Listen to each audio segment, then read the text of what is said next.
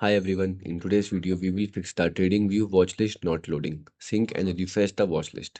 So the step 1 is you can simply check the internet connection. So if you have a slow internet connection, in that case your watchlist will be not loading. So here you can firstly try to switch between your Wi-Fi and the mobile data. If you are connected with a mobile data, switch to Wi-Fi. If Wi-Fi, switch to mobile data. Next one is you can try to change your Wi-Fi network and still facing same issue, then you can try to change your location. Like if you are in your bedroom where all the concrete walls, in that case you have a slow internet connection and loading problems, so move to a open area. The step 2 is you can simple pull and refresh the watch list.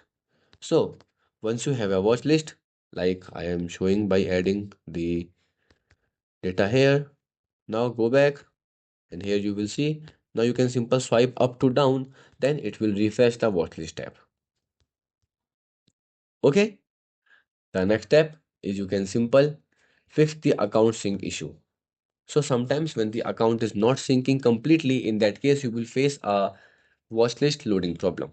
In that case, you can simple firstly try to log out completely, then restart the app and then re-log in again.